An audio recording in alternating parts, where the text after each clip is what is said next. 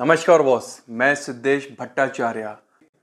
US add यानी जो US add है अमेरिका का, किस तरीके से उसका गलत यानी दुरुपयोग हो रहा था और बाइडेन सरकार में किस तरीके से भारत के अंदर ही नहीं और बाहर के जो देश हैं जैसे नेपाल हो गया, बांग्लादेश हो गया, किस तरीके से वहाँ की जो डेमोक्रेसी है, जहाँ वहाँ की सरकार है, उसको पलटने का काम किया गया। यहाँ मैं बात कर रहा हूँ बांग्लादेश की, नेपाल की बात नहीं कर रहा हूँ। नेपाल की बात मैं इसलिए कर रहा हूँ क्योंकि नेपाल एक समय पे हिंदू राष्ट्र होता था।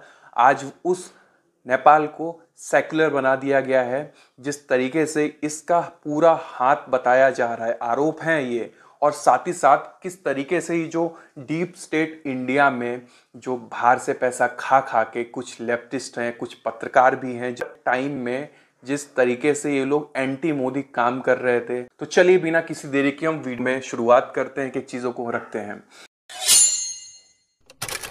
जो डीप स्टेट इंडिया में जो बाहर से पैसा खा खा के, हमेशा आप देखोगे ना वो इनके चैनल्स पे जितने भी यूट्यूब पे ये कंटेंट डालते हैं और जितने भी ये चीज़ें करते हैं, आप कभी भी देखना इनका एक ही एजेंडा है, एंटी मोदी बात करना। यानी सरकार कुछ, हम भी हैं, हम भी देखते हैं कुछ अगर ऐसा काम है, जैसे अभी आप एग्जाम्पल के तौर पर जो अभी हमारा रिसेंटली बजट आया है, तो बजट में पहले के टाइम में जो मिडिल क्लास का बहुत सी तकलीफ झेलनी पड़ रही थी, हमेशा मतलब मिडिल क्लास बेचारा पिसता रहता था, तो उसको भी लेके जो चीज़ें दिखाई गई हैं। जब ये बजट आया तो बजट में आप देखेंगे तो सरकार ने चीज़ें उठाई है जो चीज़ें मिडिल क्लास वालों के हित में दी है।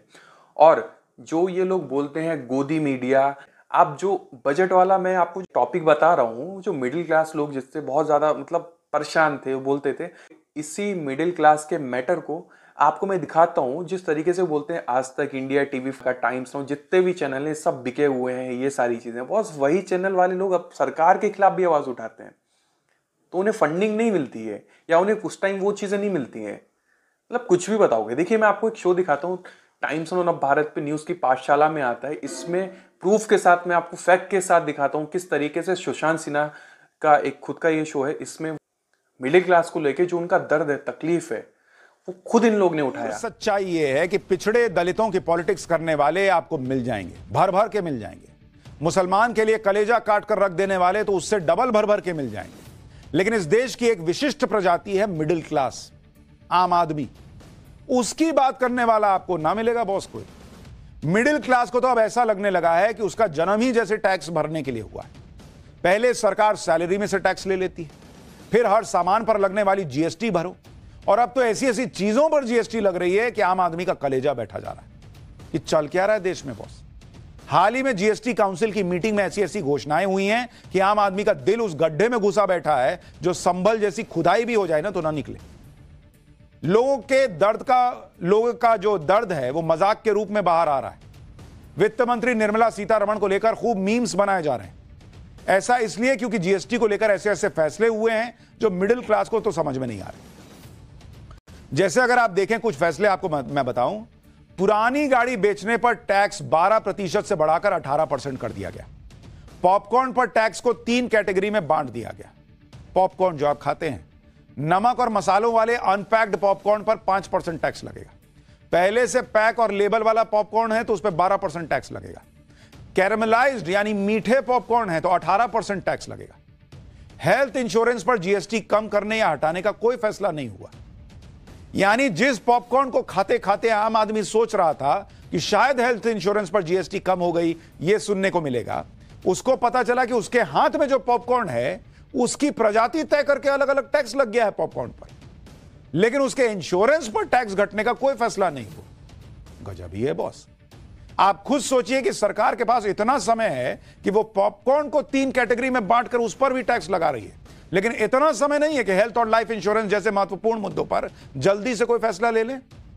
इसलिए पब्लिक अब सवाल पूछ रही है कि बॉस क्या हम लोग सिर्फ अलग अलग ब्रैकेट में टैक्स भरने के लिए बने? टैक्स कलेक्शन के बाद फायदा मिल रहा है उसको हम दे रहे हैं, तो दे रहे हैं, चल रहा है। तो पॉपकॉर्न में भी लगा दो, इधर लगा दो, उधर लगा दो, चलो जा रहा है मामला। सरकार को सोचना चाहिए कि मिडिल क्लास बहुत मेहनत से कमाता है, उसको भी तो कुछ फायदा मिले। तो रिजल्ट क्या आता है? यहाँ से जर्मनी में बैठे हुए कुछ है यहाँ के जो नौजवान युवक जो पिताजी बन गए। वो बोलते हैं देखिए सरकार पे हमने प्रेशर बनाया और सरकार को किस तरीके से हमने दिखाया कि आज उन्होंने बजट जो पेश किया है उसमें उन्होंने मिडिल क्लास को बहुत बड़ी राहत दी है। ये हमारी बातों का फर्क है। अब मैं इस पे आगे बढ़ता हूं तो मैं बात कर रहा था यूएस एड।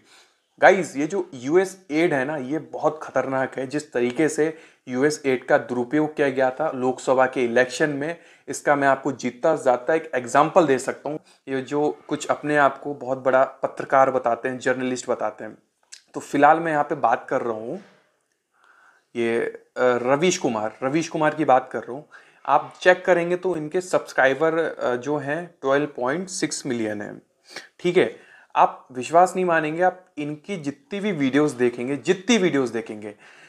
अब इनका रिसेंटली इन्होंने वीडियो डाला है अडानी के सवाल पर गुस्सा गए मोदी। दूसरा आप देखेंगे संसद में पेश वफ बिल की रिपोर्ट। तीसरा देखेंगे अव्यवस्था पर भारी आस्था कुंभ में लोग दो, पता नहीं क्या क्या सारी। आप देखिए कितने भरमार पड़ा हुआ है। आप देखिए सारी के सारी जितने वीडियोस हैं सारे एंटी मोदी, मतलब मोदी के खिलाफ ये दिखाओ वो दिखाओ, ये दिखाओ वो दिखाओ। और आप विश्वास नहीं मानेंगे बॉस, ये तो एक चीज मैं आपको बता रहा हूँ। अब मैं ये क्यों बता रहा हूँ वो चीजें मैं आगे आपको आके बताने वाला हूँ। जिस टॉपिक पे मैं बात करूँ बहुत इंपॉर्टेंट टॉपिक है, ये मिस मत कीजिएगा। आप देख सकते हैं इन्होंने 42 मिनट पहले वीडियो डाला है, ये 57,000 व्यूज। मतलब आप सोचिए तुरंत 42 मिनट पहले वीडियो डाला गया है, आप 57,000 व्यूज आ रहे हैं। और जिसमें आप देखेंगे एक दिन पहले इन्होंने वीडियो डाला है, क्या भागे विदेश निवेशक क्यों गिर रहा है मार्केट, खतरे में इंडिया ग्रोथ स्टोरी। आप देखिए 1.6 मिलियन एक दिन में। अब चलिए इनकी तो मैंने बात कर ली, मैं आपको ऐसे 1 2 3 नहीं बहुत से ऐसे मैं आपको सबूत दिखा सकता हूँ, बहुत सी ऐसी चीज़ें दिखा सकता हूँ जिसपे आप खुद सोचेंगे। अब देखिए मैं इस भाई की बात कर रहा हूँ, ये भाई रहता है जर्मनी में। अब इसको भारत की बहुत फिक्र है, हालांकि ये भले इसका वोटर आईडी कार्ड हो यहाँ का नहीं हो, चलो इस पर छोड़ देते हैं, पर मेन चीज़ देखते हैं। इसके आप सब्सक्राइबर देखिए 27 मिलियन है। ठीक है, उस 27.2 मिलियन इसके सब्सक्राइबर हैं। बॉस अभी इसने 20 घंटे पहले वीडियो क्या डाला है, द नाथुराम गोड्स। बॉस 20 घंटे में 3.1 मिलियन व्यूज। अब इसके बाद इसने जो वीडियो डाला था एंड ऑफ मिडिल क्लास, उसका 2 हफ्ते पहले 11 मिलियन व्यूज। अब आप देख सकते हैं इतने सारे इसके वीडियोस भरे हुए हैं, जितने भी आप मोस्टली पॉलिटिक्स से भी देख सकते हैं इसकी जो वीडियोस हैं। इसने जो महाराष्ट्र का इलेक्शन था उसमें इसने डाला था wake up my open challenge politician mission Swaraj Maharashtra election through ब्राटी। इसने मिशन स्वराज चलाया था, इस पर आप देख सकते हैं 13 मिलियन व्यूज आ रहे हैं। अब इसको मैं क्यों बता रहा हूँ, इसमें और भी है, मैं आपको दिखा सकता हूँ। फिलहाल मैं ज़्यादा वीडियो लंबा नहीं करना चाहूँगा। तो मेन चीज ये देखिए, इनके जैसे ही वीडियोस डलते हैं, विश्वास मानिए जैसे इनके वीडियोस डलते हैं इनके व्यूज है ना बहुत जल्दी से बढ़ते हैं। पर इसमें जो व्यूज इनके जैसे आप देखिए कितने तरीके से बढ़ जाते हैं, आप विश्वास नहीं मानेंगे। इसमें मैं सभी को ऑब्जर्व करता हूँ, सभी को देखता हूँ। तो मेरा कहने का एम ये है कि इनके जो मोस्ट ऑफ द व्यूज हैं वो फेक व्यूज होते हैं। क्यों, देखिए किस तरीके से काम करता है। जैसे इनका वीडियो अपलोड होता है तो आधे से ज्यादा जो व्यूज है ना वो एक इकोसिस्टम बैठा रहता है जो इसको पंप करता है। और जिस तरीके से इनके व्यूज उठते हैं ना, आप विश्वास नहीं मानेंगे। जो इलेक्शन था लोकसभा का, उसमें कुछ भारत के जो हमारे मीडिया के जो पत्रकार हैं उन्होंने सवाल उठाया था।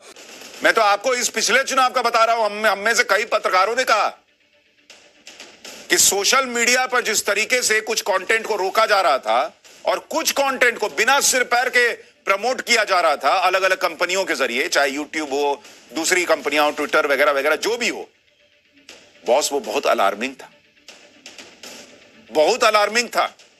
कि और ये चीज मैंने भी देखी थी कि जिस तरीके से वो एंटी मोदी वीडियोस डलते थे वो ऐसे पंप हो जाते थे, और जिसमें सरकार की भी बातें होती थी और हमारे ओपोजिशंस की बातें होती थी, उनके वीडियोस गायब हो जाते थे। कई बार तो नोटिफिकेशंस नहीं आता था। दैट्स मीन्स कि अमेरिका ने दबाव बनाया था यूट्यूब पे और भी सोशल मीडिया है उनके ऊपर कि इनके जो वीडियोस हैं मोदी के विरोध में बने उनको उठाया जाए, और बहुत सी ऐसी चीजें हैं जो मोदी के खिलाफ दिखाई जाए। तो कुछ ये सारी चीजें चल रही थी। तो अब मैं एक चीज क्यों बता रहा हूं उस पर आते हैं।